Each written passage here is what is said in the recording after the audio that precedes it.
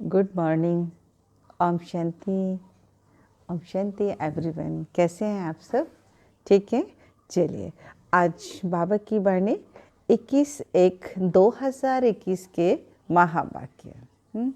आज 21/1/2021 कितना सिमिलरिटी हो रहा है, आगे पीछे 21 और बीच में 1।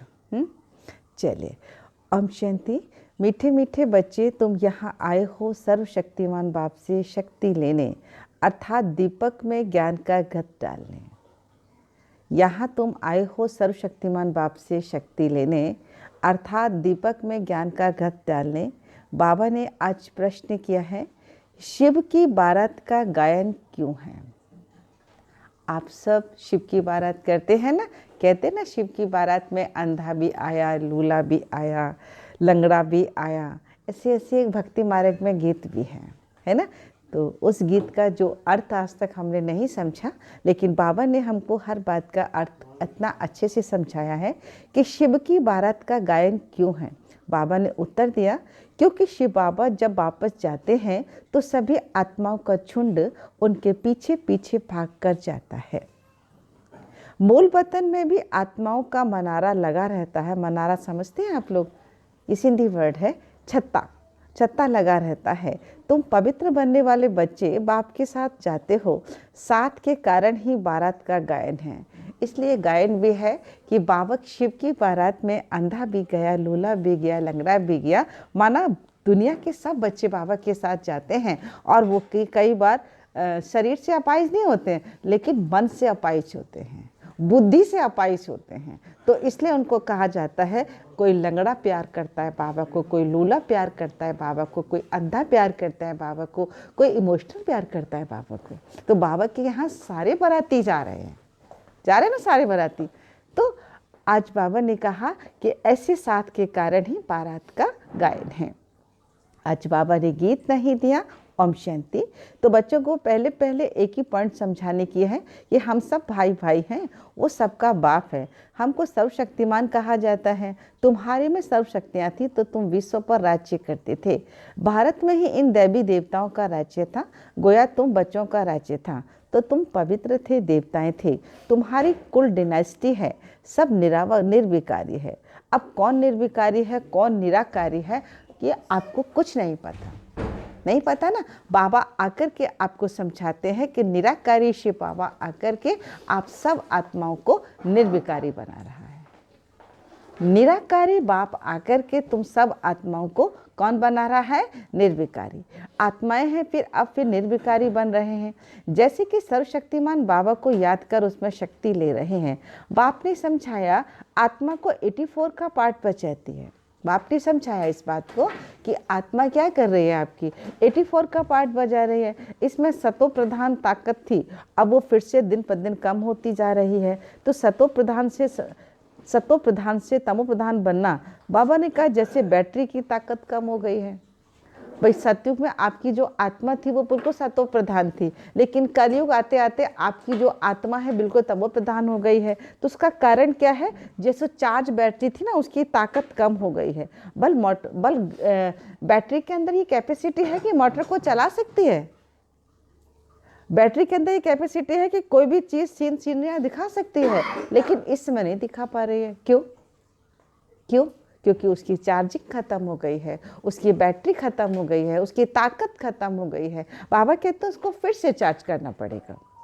मोबाइल होता है ना, आजकल सब मोबाइल का एग्जाम्पल बड़ा अच्छा समझते हैं कि मोबाइल होता है ना, सुबह से शाम तक उसको यूज करते, उसमें क्या क्या नहीं करते। फ़ोटो उसमें खींचते हैं, मैसेज उसमें करते हैं, बातें उसमें करते हैं, टेलीफोन उसमें करते हैं, चैटिंग उसमें करते हैं, वीडियो उसमें करते हैं, टाइम उसमें देखते हैं, कैलकुलेशन उसमें करते हैं, मौसम का हाल उसमें देखते हैं, न्यूज़ उसमें सुनते हैं। माना कोई भी ऐसी चीज़ें उसमें ना करते हो, लेकिन क्या होता है, फिर धीरे धीरे करते हुए शाम को क्या हो जाता है? डिस्चार्ज हो जाता है। फिर इतनी कैपेसिटी होने के बाद भी वो क्या है? एक डब्बा हो जाता है, वो कुछ नहीं करता। आप दिखा सकते हैं कि मेरे पास है, लेकिन वो काम कुछ नहीं कर पा रहा है। ऐसे ही बाबा ने कहा ये आत्मा है। सतयुग से जब ये आत्मा आई थी तो इसमें ताकत भरकर आई थी, बहुत इसके अंदर हर काम करने की कैपेसिटी थी। लेकिन अभी क्या है? ये एकदम डंप हो गई है।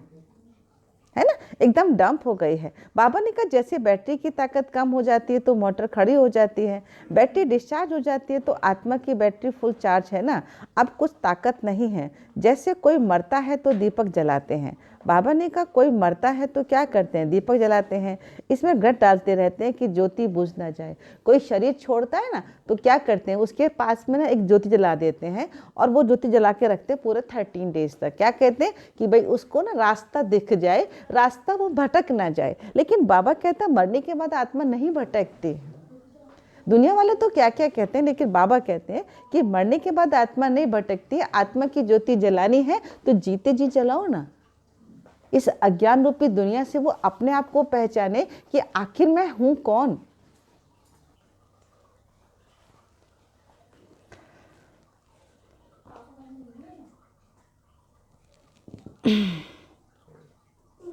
बंद करना। तो आत्मा की जो ताकत है ना वो बुझ जाती है। दुनिया वाले कहते हैं कि ज्योति जला के रखो, लेकिन परमात्मा कहते हैं कि आत्मा की ज्योति जला के रखो तो जीते जी अज्ञान रूपी अंधेरी रात में वो धोखा ना खाए, है ना। अब सर्वशक्तिमान बाप से अपना बुद्धि योग लगाते हैं तो बाबा को शक्ति हमारे आ जाए, हमसे शक्ति कम हो जाए तो थोड़ा जरूर होगी ना, एकदम ख़त्म हो जाएगी, फिर शरीर रहे। आत्मा बाप को याद करते करते बिल्कुल प्योर हो जाती है। माना आत्मा को क्या करना है, धीरे धीरे धीरे धीरे उसको प्योर करना है ना, आत्मा बिल्कुल प्योर हो जाए। सत्युग में तुम्हारी जो बैटरी फुल चार्ज होती है फिर थोड़ा थोड़ा चार्ज कम हो जाती है। त्रेता तक मीटर कम होता है, उसको कहा जाता है फिर कहेंगे आत्मा तो सतो प्रधान थी, सतो बनी है, ताकत कम हो जाती है। लेकिन तुम समझते हो कि हम मनुष्य से देवता बन जाते हैं। बाबा ने कहा, मोबाइल का बाबा ने एग्जाम्पल दिया कि मोबाइल की बैटरी भी धीरे धीरे डिस्चार्ज होती है। दोपहर तक कितनी कम होती है, दोपहर के बाद कितनी कम होती है, कितनी कम होती है। और बाबा कहते हैं कि जब उसकी मोबाइल की बैटरी ख़राब हो जाती है तो वो जल्दी से डिस्चार्ज हो जाती, फिर पूरे दिन नहीं चलती है ना। तो ऐसे ही बाबा ने कहा आज तक जो हम आत्माओं की बैटरी है वो क्या हो गई है, बिल्कुल टोटल ही डिस्चार्ज हो गई है। और किसी किसी की बैटरी तो ओवर डिस्चार्ज हो गई है। जब ओवर डिस्चार्ज होने के कारण उनको जल्दी से बाबा का ज्ञान बुद्धि में नहीं बैठता है, ठीक है ना। बाबा कहते तुम समझते हो हम मनुष्य से देवता बन जाते हैं सत्युग में। अब बाप कहते हैं मुझे याद करो तो तुम तमो प्रधान से सतो प्रधान बन जाएंगे। अभी तुम तमो प्रधान बन गए हो तो ताकत का दिवाला निकल गया है ना, फिर बाबा को याद करने से पूरी ताकत आएगी। क्योंकि तुम जानते हो कि देह सहित देह के सब संबंध हैं वो सब खत्म हो जाने हैं, फिर तुमको बेहद का राज्य मिलता है। बाप तो बेहद का भी वर्षा तो बेहद देता है ना। अभी तुम पतित हो, तुम्हारी ताकत बिल्कुल कम होती गई है। हे बच्चों अब तो मुझे याद करो, मैं ऑलमाइटी हूँ तो मेरा ऑलमाइटी राज्य मिलता है। सत्युग में देवी देवता सारे विश्व के मालिक थे, पवित्र थे, दैवी गुण थे, तो अभी वो दैवी गुण नहीं है। बाबा ने का जो देवी देवताओं में पवित्र गुण थे, दैवी गुण थे, वो अभी नहीं है। सबकी बैटरी पूरी डिस्चार्ज होनी है, अब फिर से बैटरी भरनी है। सिवाय परमपिता परमात्मा के साथ योग लगाने की बैटरी चार्ज नहीं हो सकती है। वो बाप से ही एवर प्योर हैं, वहाँ सब हैं इम्प्योर हैं। जब प्योर रहते हैं तो बैटरी चार्ज रहती है। तो बाप समझाते हैं एक को याद करना है, ऊंच से ऊंच भगवान को, बाकी सब रचना है। रचना से वर्षा नहीं मिलता है, क्रिएटर तो एक है, वो बेहद का बाप है, बाकी तो सब हद के हैं। बेहद के बाप को याद करने से बेहद की बादशाही मिलती है। जो बच्चों को अंदर में समझना चाहिए कि हमारे लिए बाबा नई दुनिया स्वर्ग की स्थापना कर रहे हैं। ड्रामा प्लान अनुसार स्वर्ग की स्थापना हो रही है। तुम जानते हो कि सतयुग आने वाला है। सतयुग में होता है सदा सुख, वो कैसे मिलता है? बाप बैठकर समझाते हैं, मामेकम याद करो।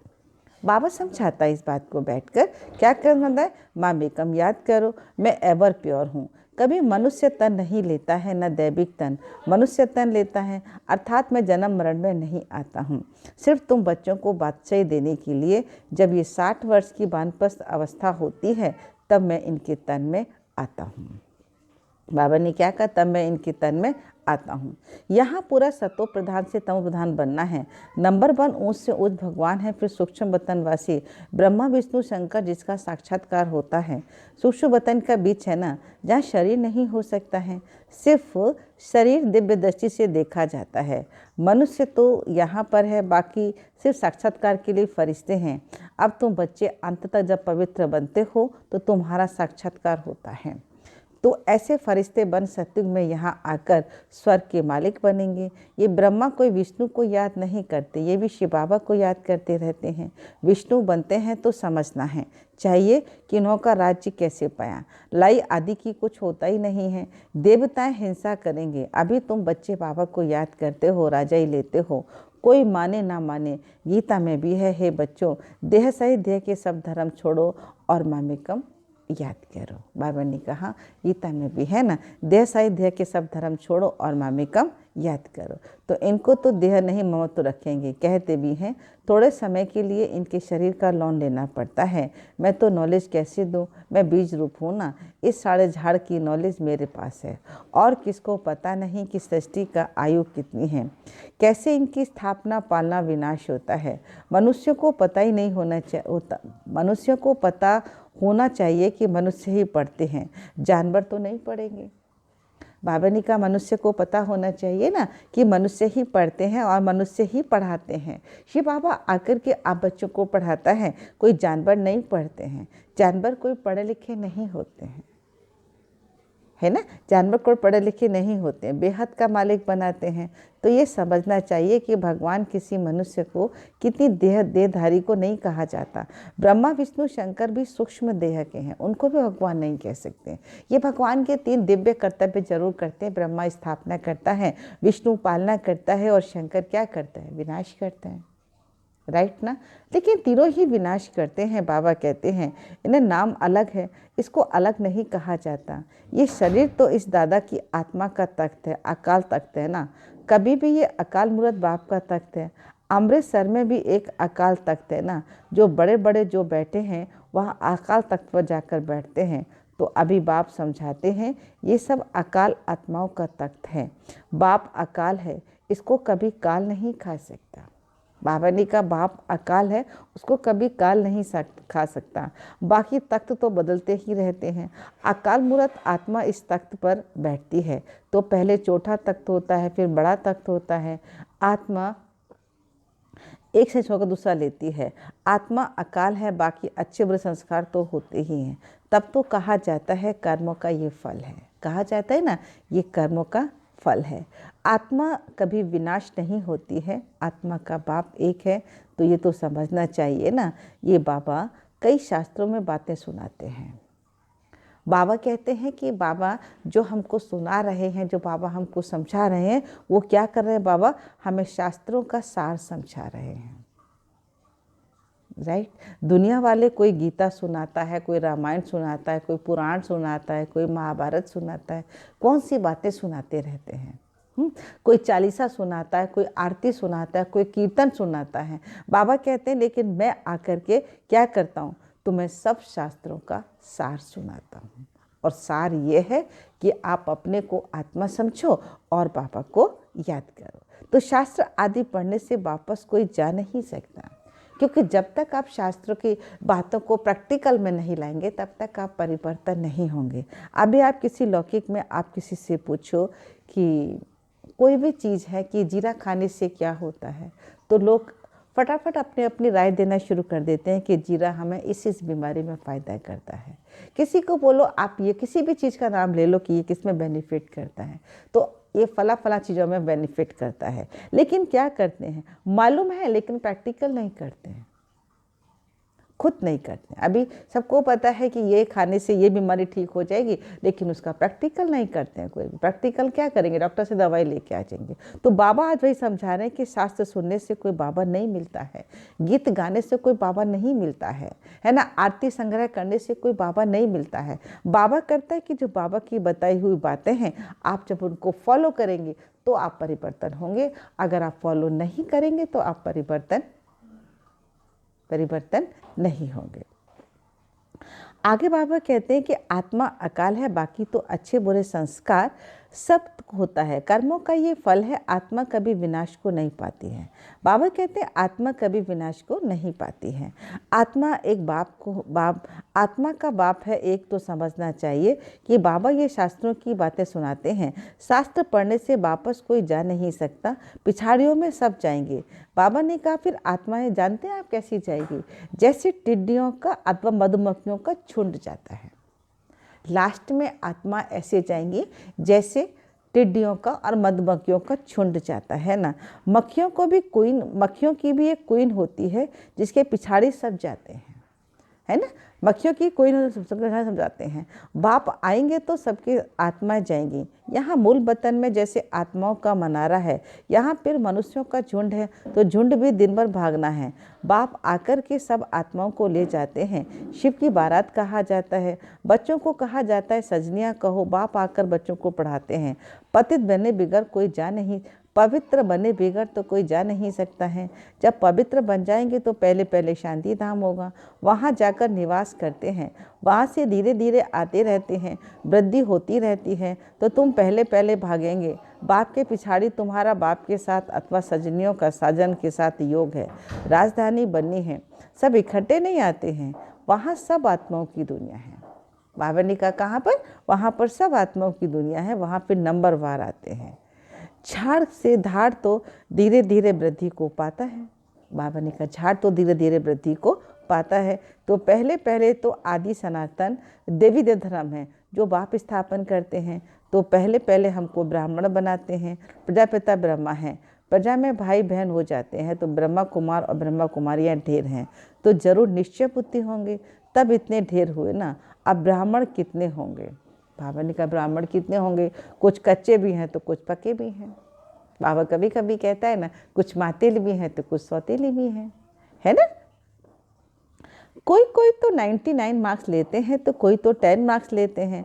बाबा ने कहा जो 99 मार्क्स देता है वो पक्का है, और जो 10 मार्क्स लेता है वो कच्चा है, राइट। तो बाबा ने आगे बोला तो गोया कच्चे ठहरे, और तुम्हारे में जो पक्के हैं वो जरूर पहले आएंगे।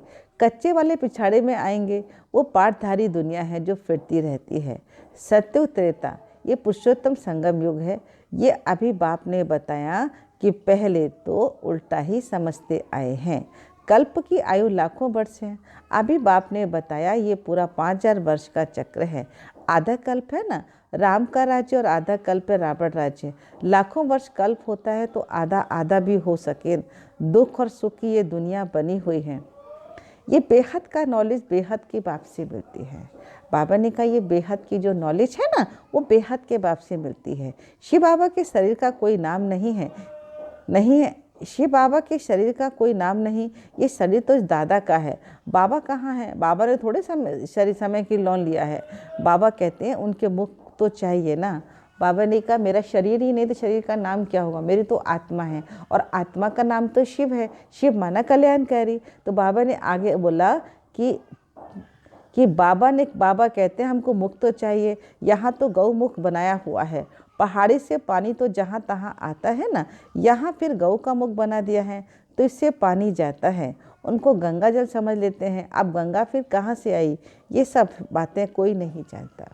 दुनिया में दुनिया की बातें मशहूर हैं। बाबा ने कहा झूठी माया, झूठी काया और झूठा जग संसार है। भारत जब स्वर्ग था सचखंड कहा जाता है, तो फिर भारत ही पुराना बनता है, तो झूठ खंड कहा जाता है।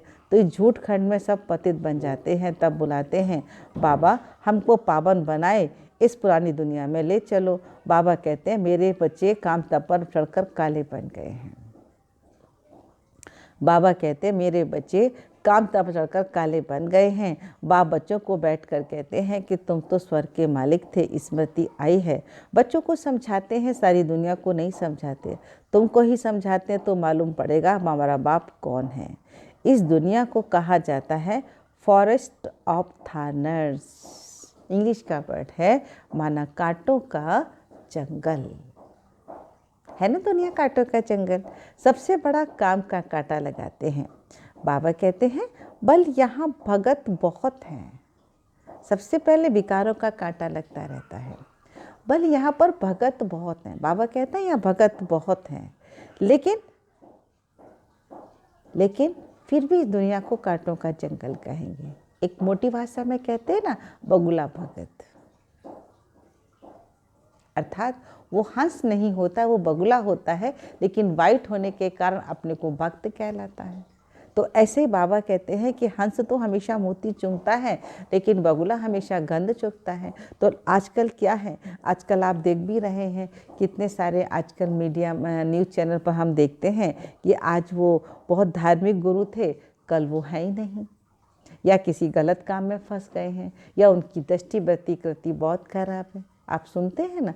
तो बाबा कहते हैं ये कारण क्या है कि सब बगुला भगत बने हुए हैं। ये दुनिया है ही कांटों का जंगल।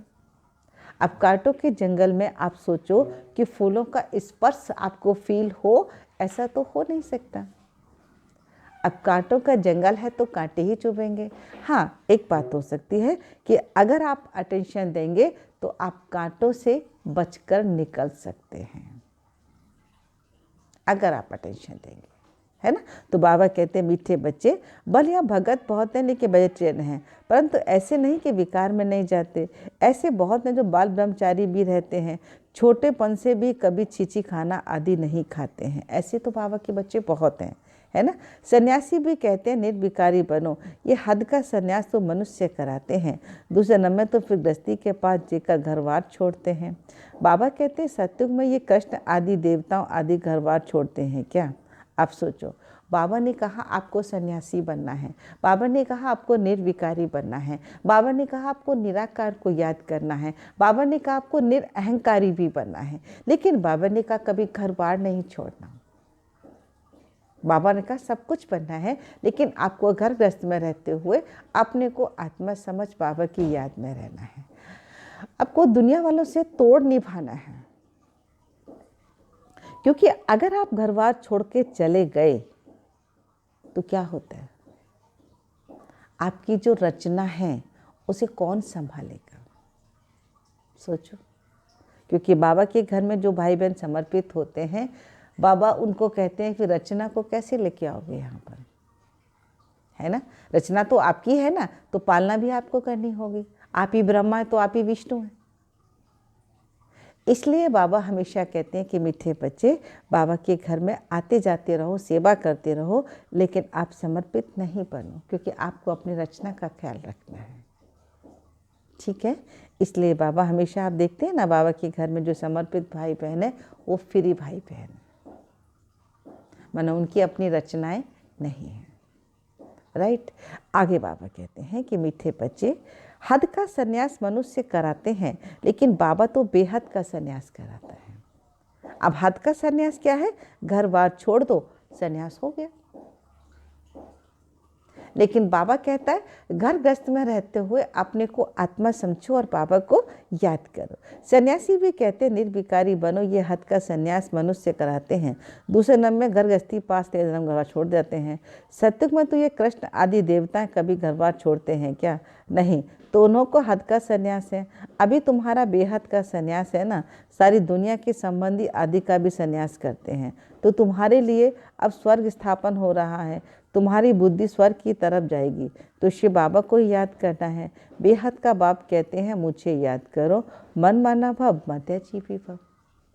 बाबा कहते हैं मुझे याद करो, मन माना भव मत्याजीवी भव। बाबा आगे बोलते हैं तो तुम देवता बन जाएंगे। ये गीता वही अपोजिट है संगम युग का। मैं संगम युग पर ही सुनाता हूँ। बाबा ने आगे बोला, राजयोग जरूर आगे जन्म में संगम पर सीखे होंगे ना।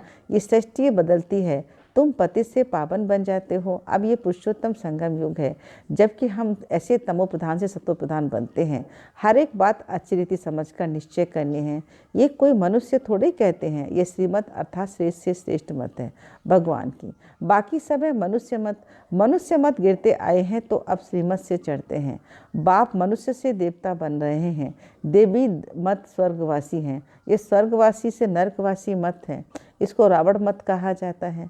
रावण राज्य भी कम नहीं है, सारी दुनिया पर रावण का राज्य है। ये बेहद की लंका है जिस पर रावण का राज्य है। फिर देवताओं का पवित्र राज्य होगा, वहाँ बहुत सुख होगा। स्वर्ग की कितनी महिमा है। कहते हैं स्वर्ग पधारा तो जरूर नर्क में था ना, हेल हो गया तो जरूर स्वर्ग में आएगा। स्वर्ग अभी कहाँ है, ये बातें किसी शास्त्र में तो नहीं बताई हैं। बाबा ने कहा स्वर्ग कहाँ है, ये बातें किसी शास्त्र में नहीं बताई हैं। बाबा ने कहा है कि मैं तुम्हारे लिए स्वर्ग स्थापन कर रहा हूँ, लेकिन अभी कोई स्वर्ग स्थापन है नहीं। अभी तो बाबा सिर्फ तुम्हें नॉलेज देते हैं और तुम्हारी बैटरी भरते हैं कि माया पर लिंक तोड़ देते हैं, माया फिर से लिंक तोड़ देती है। अब बाबा कहते हैं कि मैं आपके लिए नई दुनिया स्थापन कर रहा हूँ, लेकिन अभी नई दुनिया है नहीं। अब आपको क्या करना है, नई दुनिया में जाने की तैयारी करनी है। अब आप तैयारी में लगे हुए, लेकिन माया आकर के बीच बीच में आपकी तैयारी का जो लिंक है वो तोड़ देती है, राइट। अब बाबा कहते हैं वो लिंक ना तोड़े, इस पर आपको अटेंशन देना है कि ज्ञान, योग, सेवा, धारणा, चारों ही सब्जेक्टों में आपको बैलेंस करना है। और जब तक आप बैलेंस नहीं करेंगे आपका डिसबैलेंस होता रहेगा। और बाबा कहते हैं डिसबैलेंस जो गाड़ी होती है ना, वो ठीक से नहीं चलती है। इसलिए आपको बैलेंस रखना है किसका, ज्ञान का, योग का, धारणाओं का और सेवा का। जब आप बैलेंस रखेंगे तो आपकी जो नैया है वो बिल्कुल ठीक ठाक चलेगी और माया आपका लिंक भी नहीं तोड़ पाएगी। गुड। अच्छा, मीठे मीठे सिक्खी लदे बच्चों प्रति माता पिता बाप दादा का याद प्यार और गुड मॉर्निंग।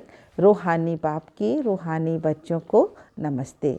रूहानी बच्चों की रूहानी माता पिता बाप दादा को नमस्ते, नमस्ते, नमस्ते। ओम शांति, ओम शांति, ओम शांति। आज धारणा के लिए मुख्य सार आप सब टाइप कीजिए। आपको पता, हमें पता चलेगा कि कितने भाई बहन बाबा की मुरली सुन रहे हैं, क्योंकि ये रिकॉर्डेड मुरली है, इसमें लाइव नहीं पूछेंगे। तो आज बाबा ने धारणा के लिए मुख्य सार दिया, मन, वचन, कर्म से पवित्र बन आत्मा रूपी बैटरी को चार्ज करना है, राइट। मन, वचन, कर्म से पवित्र बन आत्मा रूपी बैटरी को चार्ज करना है। पक्का पक्का ब्राह्मण बनना है। सेकंड पॉइंट है, मनमत व मनुष्य मत छोड़, मनमत व मनुष्य मत छोड़, एक बाप की श्रीमत पर चलकर स्वयं को श्रेष्ठ बनाना है। क्लियर हुआ ना।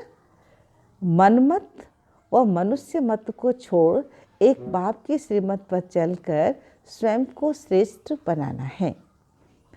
सतो प्रधान बन बाप के साथ उड़कर जाना है। सतो प्रधान बन बाबा के साथ उड़कर जाना है। बाबा ने आज वरदान दिया है, श्रीमत के आधार पर खुशी, शक्ति और सफलता का अनुभव करने वाले, श्रीमत के आधार पर खुशी, शक्ति और सफलता का अनुभव करने वाले सर्व प्राप्ति संपन्न भव, सर्व प्राप्ति संपन्न भव। इसका बाबा ने स्पष्टीकरण दिया। जो बच्चे स्वयं को ट्रस्टी समझकर श्रीमत प्रमाण चलते हैं, श्रीमत में जरा भी मनमत या परमत मिक्स नहीं करते हैं, उन्हें निरंतर खुशी और शक्ति की सफलता अनुभूति होती है। पुरुषार्थ व मेहनत कम होती है तो प्राप्ति ज़्यादा हो तब कहेंगे यथार्थ श्रीमत पर चलने वाले। परंतु माया ईश्वरीय मत में मनमत व परमत का रॉयल रूप मिक्स ना कर दे। माया जो है क्या करती है, बड़े रॉयल रूप से परमत या मनमत मिक्स कर देती है ना। इसलिए सर्व प्राप्तियों का अनुभव नहीं होता है। इसके परखने के लिए निर्णय करने की शक्ति को धारण करो तो कभी भी आत्मा धोखा नहीं खाएगी। कब? जब आप ईश्वरीय मत को परखने की शक्ति रखोगे। तो जब ये परखने की शक्ति कब आएगी हमारे अंदर? जब हमारे अंदर निर्णय शक्ति होगी। अब निर्णय शक्ति कब आएगी? जब हमारे अंदर योग की शक्ति होगी। तो आपको अल्टीमेटम क्या करना है? आपको योग करना है, अपने को आत्मा समझ बाबा को याद करना है। ठीक है। तो बाबा ने फिर स्लोगन दिया है, बालक सो मालिक वो है जो तपस्या के बल से भाग विधाता को अपना बना दे। बालक सो मालिक वह है जो तपस्या के बल से भाग विधाता को अपना बना दे। ओम शांति। आज बाबा की वाणी है 21/1/2020 के महावाक्य। सार है मीठे बच्चे, तुम यहाँ आए हो सर्वशक्तिमान बाप से शक्ति लेने अर्थात दीपक में ज्ञान का घट डालने। आप आए हैं यहाँ सर्वशक्तिमान से शक्ति लेने अर्थात दीपक में ज्ञान का घट डालने। आज बाबा ने प्रश्न किया, शिव की बारात का गायन क्यों है? बाबा ने उत्तर दिया है, क्योंकि शिव बाबा अब वापस आते हैं तो सभी आत्माओं का झुंड उनके पीछे पीछे भाग कर जाता है। मूल वतन से भी सभी आत्माओं का जो मनारा है छत्ता लग जाता है। तो तुम पवित्र बनने वाले बच्चे बाप की याद के साथ साथ याद के कारण ही बारात का गायन है। तुम पवित्र बनने वाले बच्चे बाप के साथ साथ जाते हो और साथ के कारण ही बारात का गायन है। आज बाबा ने गीत नहीं दिया। ओम शांति।